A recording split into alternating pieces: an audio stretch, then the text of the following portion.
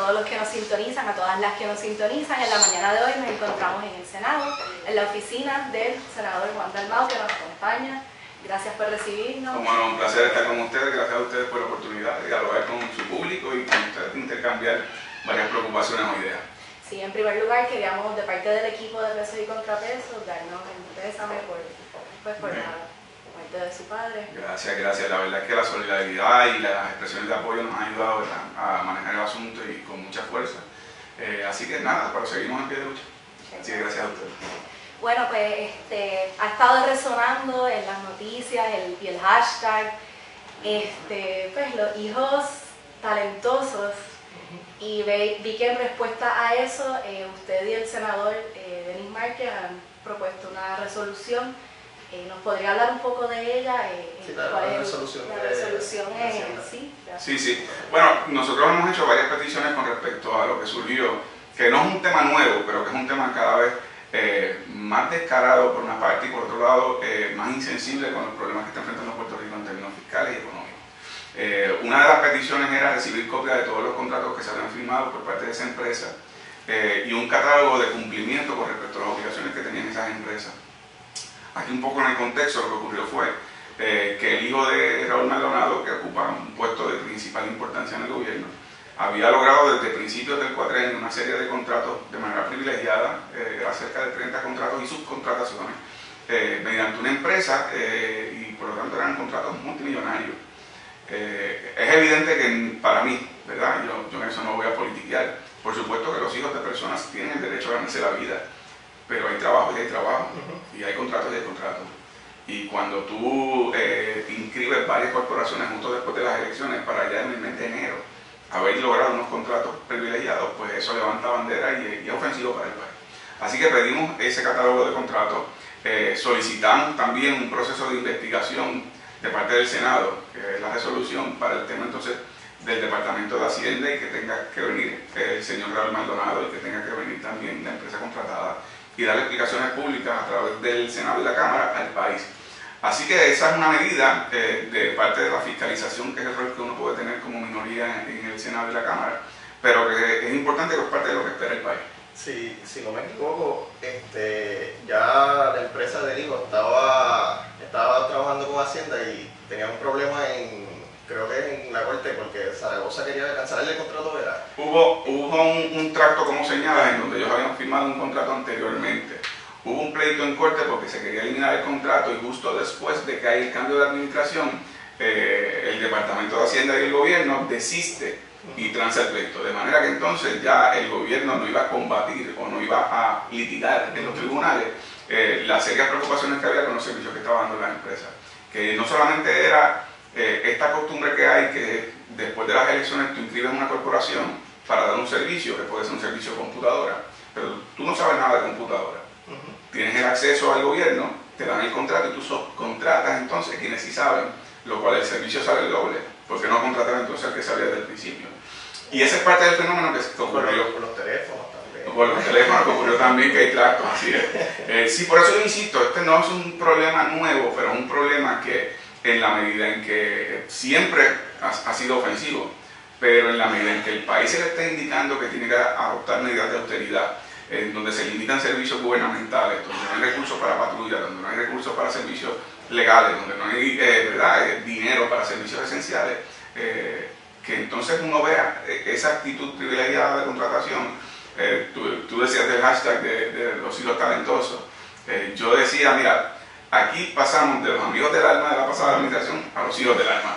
Así que por eso digo que ahí tú ves que es un problema endémico y además nosotros también estamos trabajando legislación para que en los momentos en donde haya contratación de esta naturaleza, de ciertas cantidades de dinero, tenga que haber una divulgación pública de los méritos y criterios de aquellas empresas que están licitando y que también sean contratadas. Ese nivel de transparencia permite una mayor fiscalización y permite que haya un elemento de inhibición de parte de los funcionarios que participan del proceso al momento de darte a ti un contrato de manera, ¿verdad?, más que por mérito, por ser hijo talentoso. Y yo siento, cuando ellos le explican que él se inhibió en ciertas cosas, pero yo digo que eso no basta, porque es que el que entonces él filmaba era su parte, ¿no? que está debajo de él, que va a hacer. Que es una persona de su confianza, al que le responde en todas otras materias. Así que es un juego semántico para cumplir técnicamente con lo que jurídicamente sería, pues sí, te tienes que inhibir, no me faltaba. Pero en la práctica sabemos que esa inhibición es una simulada. Sí. Es lo que pasa en los bufetes de abogados cuando hay conflictos de interés, que crean una pared, pero puede ser una pared ficticia, o los velos corporativos cuando los descorres te das cuenta que es el mismo cuerpo de personas.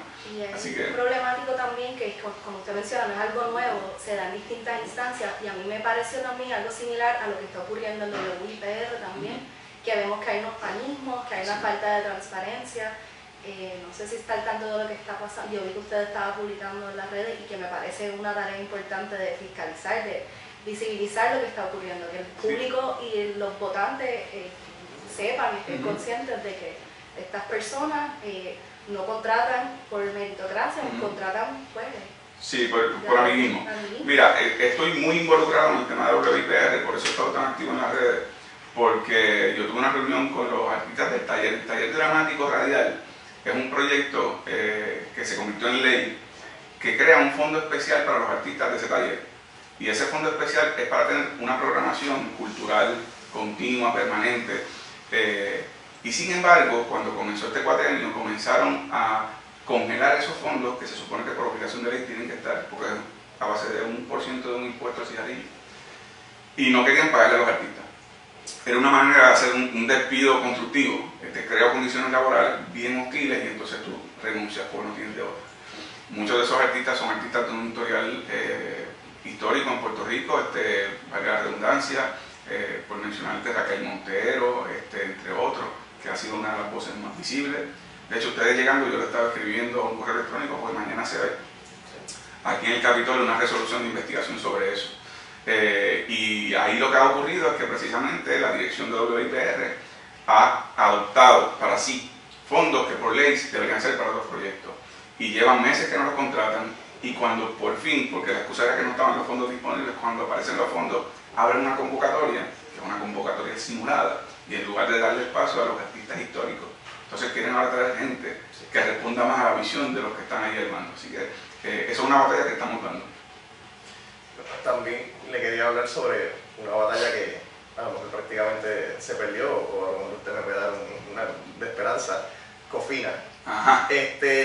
Por lo menos yo en lo personal, cuando nos hemos reunido con otros legisladores, no en este programa, sino como miembros de la OESAL, en la Inter de Derecho, muchos de ellos, no encuentro ninguno que diga que es un buen acuerdo, pero siempre te van a decir que era lo mejor que había, porque si no que se les frisaban las cuentas, que llevar algo para que sí, que eso era lo mejor que había. Y le pregunto, ¿eso era lo mejor que había en la mesa?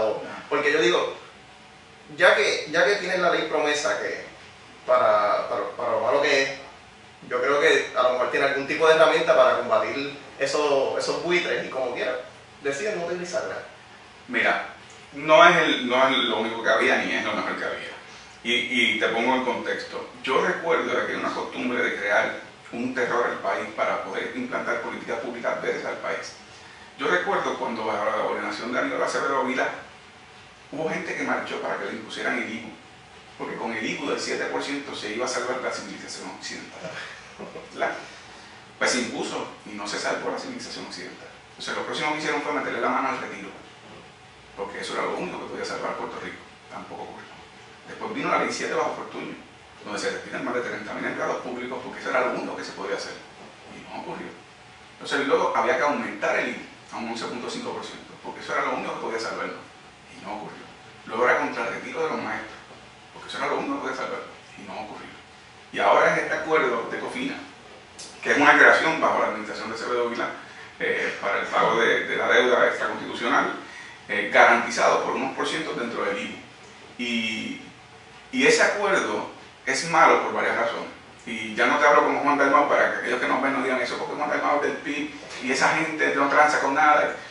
Economistas como Joseph Stiglitz, que es un premio Nobel de Economía, como también Antonio Weiss, Alameda también. Alameda también, que es de aquí, Antonio Weiss, pero mencionando a aquellos que no digan que tiene una agenda, ¿verdad?, por Puerto Rico.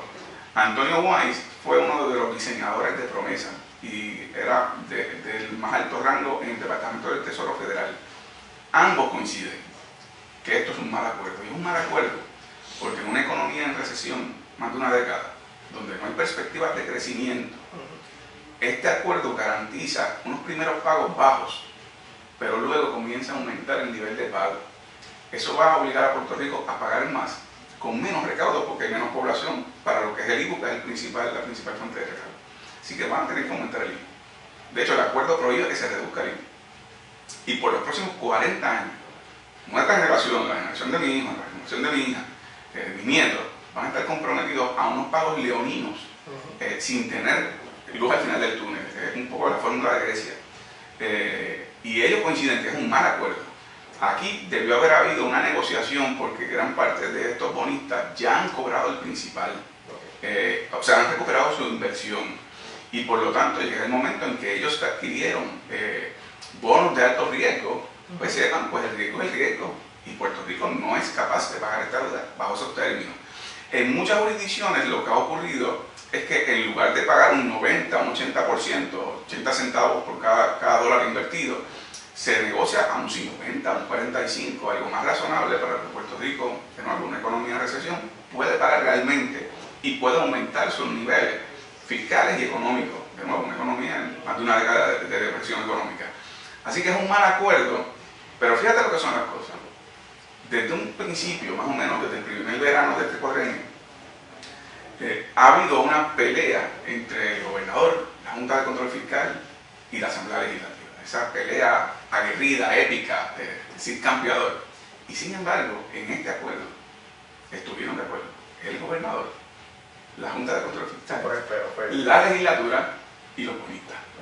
Entonces, cuando tú ves una tormenta tan perfecta, tú sabes que ahí hay fenómenos tras bastidores, en donde se está buscando, número uno, por parte de los bonistas, cobrar el máximo posible, aunque sea desmantelando el país.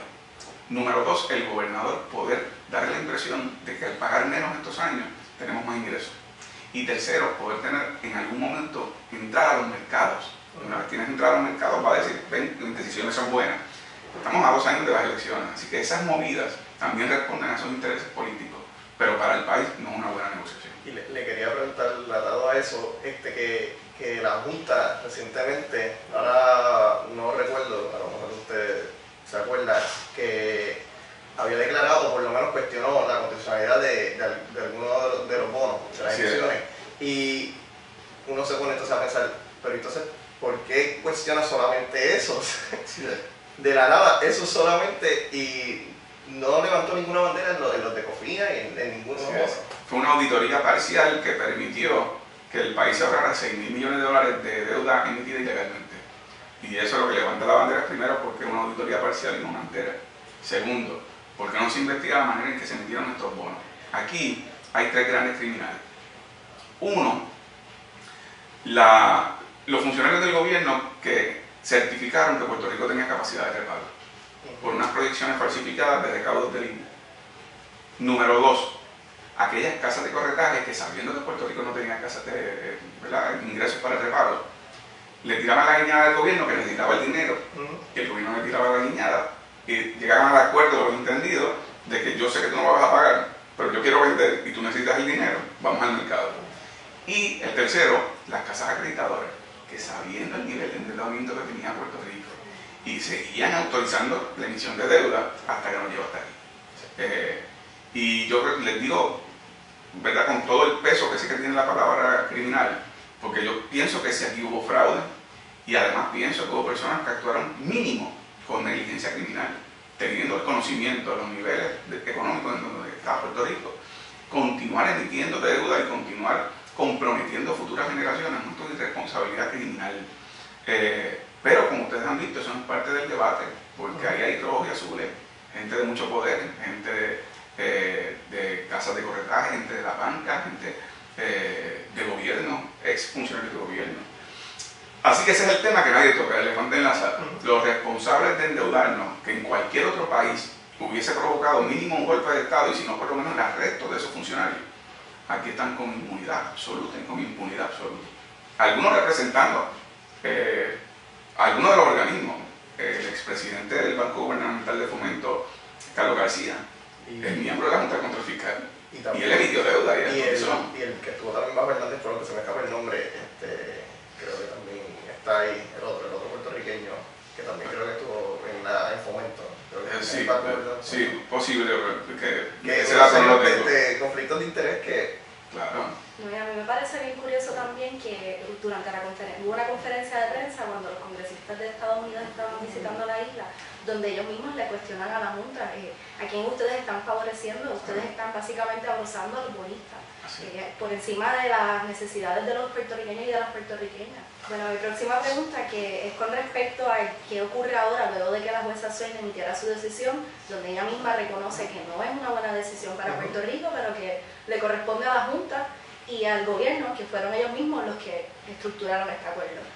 Aparte usted menciona de el aumento en el IBU, ¿qué podemos esperar? ¿Cómo ellos van a un tanto trabajar con esta situación? Bueno, mira, en el caso de la juez, como señala, ella básicamente cuando tú tienes partes litigantes que llegan a un acuerdo, básicamente el rol del juez, salvo que sea patentemente negativo, o criminal, o ilegal, o lo que fuera, inmoral, favorece el acuerdo porque el juez lo que quiere es salir del problema que tiene ante sí. Y si las partes acordaron, por eso decía que se cogieron de la mano a todos para el acuerdo. Y que también los que estuvieron en el acuerdo fueron los mismos mediadores que ella mandó. Exactamente, que también participaron del proceso.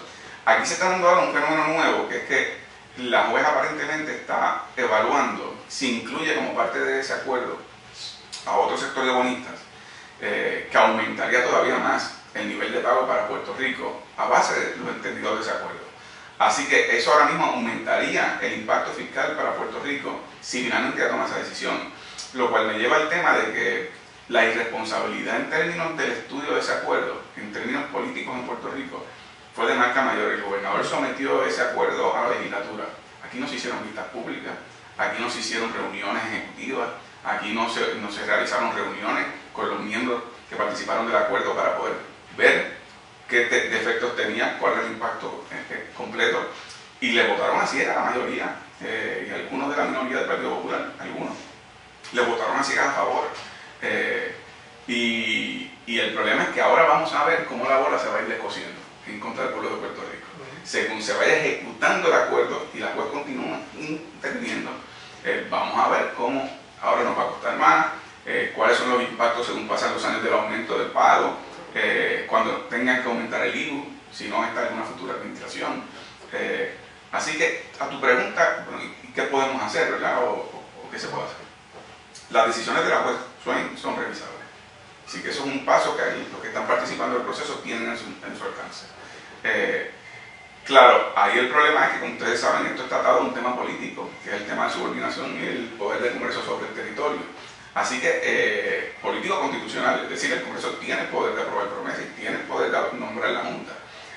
Así que la vía judicial tiene sus pasos, pero también tiene que haber una vía política, que es la presión a los cuerpos políticos en los Estados Unidos para revisar la ley promesa, revisar los entendidos que se han llegado. Y eso es una vía en donde yo, por ejemplo, he radicado legislación para que se lleve a cabo una consulta al pueblo de Puerto Rico para repudiar la Junta y repudiar también el régimen que permite su imposición.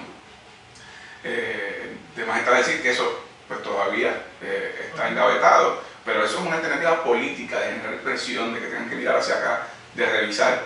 Porque una cosa es la reestructuración del pago de la deuda y los poderes que necesitamos para nosotros reestructurarnos del pago de la deuda. Y otra cosa es que para hacer eso tendrían que imponer una Junta de Control Fiscal, que es la que decide cómo se va a reestructurar. Así que eso es una vía, la política. Y la otra, el desafío, que también tiene consecuencias políticas. El desafío me refiero, yo he presentado legislación, que no se le pague del Departamento de Hacienda el presupuesto de la Junta de Control Fiscal, que los funcionarios a los cuales se está imponiendo un plan fiscal por la Junta desobedezcan a la Junta. Que la Junta tiene control con respecto a lo que es el dinero que se transfiere, muy bien, pero el hecho de por lo menos actuar de forma desafiante es una manera de obligar a que las figuras políticas de los Estados Unidos miren para acá. Sí, es que es una medida que no quiero hacer referencia a la persona equivocada, pero hasta el mismo presidente de los Estados Unidos está exigiendo algo que está mal, claramente está mal, pero mira, yo cerré el gobierno, él cerró el gobierno hasta que no se le... Así es, y genera que la gente tenga que sentar a negociar. Así mismo, eso es un ejemplo de que aquí no hay una cultura de desafío en Puerto Rico en términos gubernamentales. Y yo pienso que eso es una herramienta que no se ha utilizado y que está al alcance del pueblo de Puerto Rico, ya sea mediante una votación, funcionarios del gobierno, mediante... Porque tú das un ejemplo que yo utilicé en una ocasión. Yo dije, si la Junta impone el plan fiscal que ellos quieren imponer y el presupuesto que ellos quieren imponer, lo mínimo que puede hacer el gobernador es destituir a su gabinete constitucional y luego renunciar. Gobiernen ustedes, vamos a ver. Y esa crisis política, que parece excesiva, pero yo les aseguro a ustedes que eso va a jamaquear la clase política de los Estados Unidos, Saliendo de los medios internacionales, y eso va a obligar a que se sientan a la mesa. Pero no hay esa vocación. Bueno, son de aquí a lo mejor al 2041 va a ser 1.000 millones que vamos a tener que pagar solamente en cofina. Así es. Eso no incluye los temas que tú indicaste correctamente.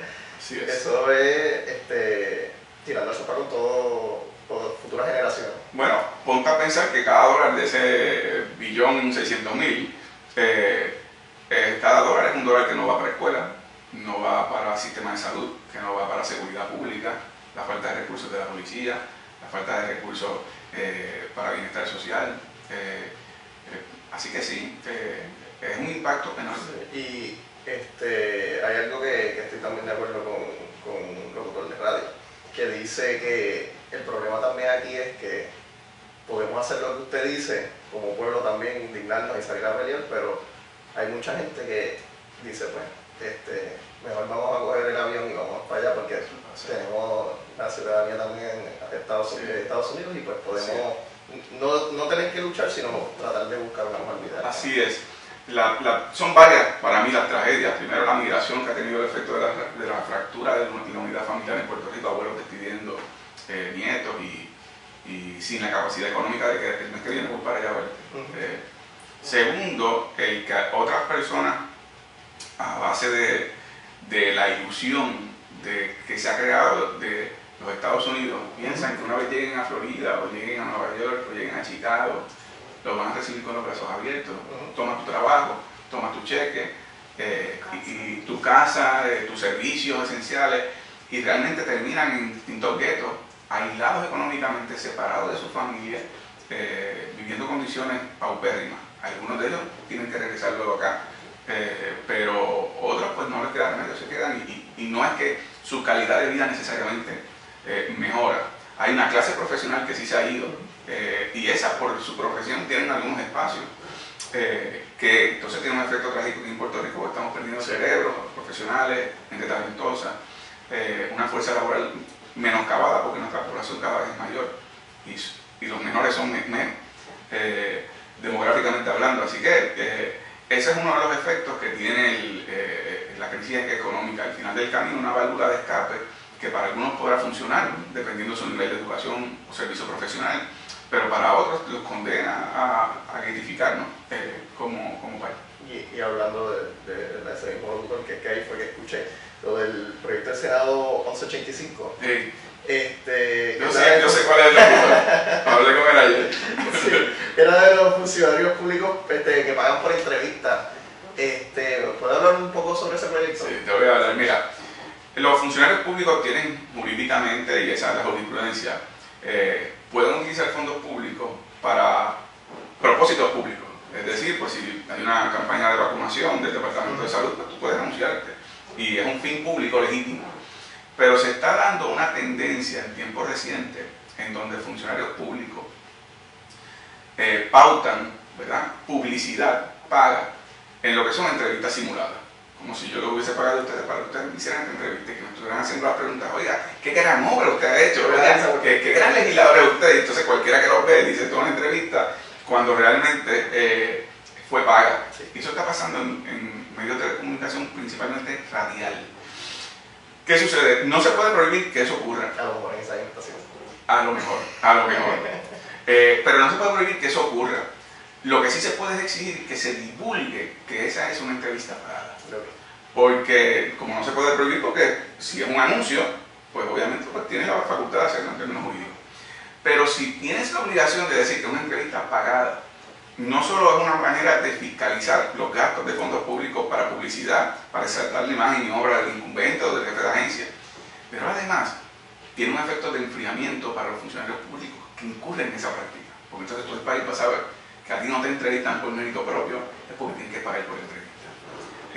Y ese es el propósito del proyecto, divulgación y transparencia. Y que escucha también pueda saber cuáles son las intenciones detrás del que pregunta. Así que es, la agenda escondida. Así es, exactamente. Todo eso es ponerle en contexto a la ciudadanía esa entrevista, cuál es su propósito, cuánto se gastó, es por lo menos divulgar, mira, esto es una entrevista paga, por favor. ¿Y cómo se recibe ese proyecto? Mira, se ha recibido bien fuera del Senado. No se ha llevado a vista pública, apenas lo presenté la semana pasada. Pero me han llamado medios de comunicación, me han llamado periodistas retirados, me han llamado personas que han trabajado este tema por mucho tiempo. El gasto público de publicidad para el gobierno de turno, de que sea, ha pasado también anteriormente, es una cosa obscena. En periódicos regionales, en periódicos del país, en televisión, en todo. Te voy a dar un ejemplo que a mí me ocurrió en una vivencia. Ustedes saben que en Navidades hay esta costumbre de que los funcionarios, los candidatos, le llevan una trulla a los medios de comunicación, una trulla navideña. Y entonces en esa trulla, pues tú le llevas la música, y aquí esta música es de fulano, y toda la cosa. Pues en la campaña del 2012, que yo fui candidato a la gobernación, en mi equipo de trabajo digo, ¿por qué no hacemos eso? Vamos a ir, le llevamos trulla y se ve como algo simpático. Tú sabes que aquí siempre nos ven como si tuviéramos colmillos, y por lo menos algo alegre en Navidad. No sé yo. Sí, no, esa gente no se ríe, esa gente. Pero entonces, cuando hicimos el acercamiento, en la mayoría de los medios nos indicaron tienen que pasar por la oficina de ventas. Así que esas trullas que ustedes ven anunciando los encendidos navideños, los alcaldes, o lo que tiene que ver con jefes de agencia, en la inmensa mayoría de los casos son pagas. Tú pasas por venta, pagas y te dan ese espacio, y por eso tú ves a todos los periodistas aplaudiendo, o gracias por traernos, el alcalde anuncia, o el funcionario un encendido navideño, actividades del municipio, repartición de regalos. Así que de esa vivencia, y en lo que es el nuevo fenómeno que se está dando también, fue que surgió la idea. Ocurre también en FM, no solamente son en las noticiosas, en FM también ocurre, así que yo estaba viendo que esto pues, sale un poco del contexto puertorriqueño, y es que vi recientemente que la Internacional Socialista se expresó a favor del gobierno de Guaidó, ¿verdad? Si no me equivoco, y entonces están también clamando porque se hagan unas elecciones dentro del pueblo venezolano. Le quería preguntar con respecto, que tengo entendido que el Partido Independentista es parte de, ¿qué piensas sobre esa expresión? Si me puede hablar. Pues mira, sí, nosotros estuvimos en la reunión, cuando digo nosotros, el licenciado Fernando Martín, como representante del partido en la reunión que tuvo la Internacional en República Dominicana hace un par de meses. Nosotros votamos en contra de esa expresión. Nosotros no creemos en el intervencionismo extranjero, creemos que debe haber diálogo y todo eso, pero no creemos en la agresión a la soberanía de otros países. Es un asunto que Venezuela tiene que manejar, que es una tragedia que está ocurriendo, esa confrontación. Pero por otro lado, el que organismos internacionales intervengan, siendo Puerto Rico un país intervenido, nosotros no podíamos validar ese tipo de expresión. De hecho, en esa misma reunión, la Internacional favoreció la independencia de Puerto Rico y el derecho a su descolonización, cosa que ha hecho consecuentemente desde hace varias décadas. Pero en ese otro tema tuvimos esa discrepancia porque nosotros somos objeto de una política de intervención de España y Estados Unidos, y no podemos favorecer ese tipo de expresión. Le quería preguntar, hablando de la independencia de Puerto Rico, es que a veces yo tengo estas discusiones con amistades mías cuando hablamos del PIB, no como a lo mejor este partido que puede gobernar Puerto Rico, sino como más en su filosofía de la independencia.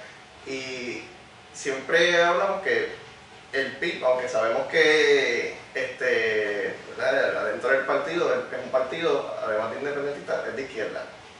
Y tenemos esta duda siempre como que, ¿por qué el PIB cuando habla de la independencia, aunque como partido son más de izquierda, no a veces abrazan, pues, hay gente que a lo mejor apoya la independencia, pero no con independencia de izquierda como tal?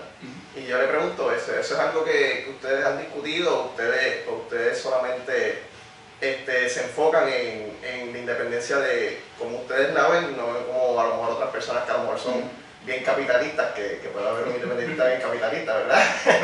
O bien de derecha, sí. Pero cuando promueven la independencia, como que a lo mejor no hablan mucho de esos grupos como tal. Bueno, mira, el Partido Independentista se funda como la respuesta patriótica a la claudicación de Muñoz en el 1945 con el decreto de incompatibilidad, y el PIB se funda en el 46. Y don Gilberto, el fundador, cuando se funda el partido, dice que el Partido Independentista Puertorriqueño se funda con la palabra independentista en su nombre, porque su propósito es lograr la independencia. Con el pasar de los años, unas luchas sociales, ¿verdad?, nos lleva al partido a adoptar políticas de justicia social, que algunos llaman de izquierda, pero que son políticas incluso que pueden ayudar a personas que quieren una economía de mercado. Nosotros insistimos que una economía de mercado no significa una sociedad de mercado, eso sí es cierto. Pero la realidad es que aquí ha habido movimientos más conservadores que abogaron por la soberanía en el pasado. Pasó con el PUP en el 1972, el Partido de Unión Puertorriqueña. Pasó recientemente con el MUS, que tiene una visión más de centro, y sin embargo los resultados electorales no fueron correlacionados a esas políticas. Yo creo que realmente la razón por la cual el tipo obtiene los resultados electorales que obtiene, pueden ser mayores o menores de acuerdo a la coyuntura, es porque lleva la palabra independencia y por un partido independentista, que es un poco el equivalente de tener un partido vegetariano en Argentina. Estás predicando a un país que su mercado principal es la carne, pues difícil. Y en un país donde su mercado principal ha sido la dependencia, el temor, el aterrorizarlo con la idea de su libertad, eso ha tenido un impacto. Segundo impacto es que los únicos aliados del independentismo después de la Segunda Guerra Mundial fue el bloque socialista, el bloque comunista, Rusia, Cuba, etc. Y eso puso un sello en el independentismo que aun cuando el bloque soviético cayó en el 89, aun cuando Cuba se ha ido abriendo, cuando presidentes americanos han ido a Cuba, cuando ya cambió incluso el presidente cubano, todavía tú oyes gente decir, no, tú lo que pasa es que tú quieres ser como Fidel Castro. Sí. Eso impone un reto grande en nosotros. Sí. Y ese reto es modernizar el mensaje independentista. La independencia es la autoridad plena para abrirnos al mundo, traer capital extranjero de Estados Unidos y de otros países, no es ser enemigo de los Estados Unidos. Al contrario, la mitad de la población no está vive allá. Es tener acuerdos de libre tránsito, como se ha discutido en el Congreso. Es decir, modernizar un mensaje que todavía tiene la resaca de la Guerra Fría. Y eso sí es un reto, y yo lo reconozco. Pero ese es el peso principal que lleva el independentismo, el que todavía, esos años de Guerra Fría, en donde tú tenías que estar con uno de los polos, y los que eran enemigos o adversarios de los Estados Unidos veían en el tema de Puerto Rico cómo meterle el dedo en el ojo, de acusarlos de imperialistas, de colonialistas. Y eso todavía hoy día, hay generaciones nuevas que lo han ido heredando del discurso general en mi país. Yo me acuerdo, hace unos años, yo suelo visitar escuelas superiores y universidades continuamente. Como parte del esfuerzo. Así es, exacto, tú viste. Y yo fui a una escuela superior, que fue la Lizu Campo en Tobago. Y recuerdo que estoy dando la charla y estoy hablando de estos temas, ¿verdad? Los estudiantes de cuarto año eran un grupo de honor. Y cuando yo termino de hablar, me hacen varias preguntas y yo les contesto. Y yo veo a una muchacha que me está mirando con los ojos abiertos, en una mezcla entre confusión y terror. Y yo le digo, ¿usted tiene alguna pregunta, algún comentario? Y ella lo que me contestó del corazón fue, es que con la independencia se van los berequín. Eso, cuando yo era chiquito decía eso. Por eso, o sea, que eso ha ido, y eso es una niña de cuarto año de escuela superior que no tiene idea de la Guerra Fría, no tiene idea de lo que es un mundo globalizado, pero esa corriente de aterrorizar al país, de no darse cuenta que, primero, que los fast food no es la mejor comida para ingerir, pero segundo, que es una corporación privada que va a hacer negocio donde tenga mercado, y en Puerto Rico obviamente lo tienen, en donde aquí no se trata de sacar comercio, es abrirnos para traer más comercio.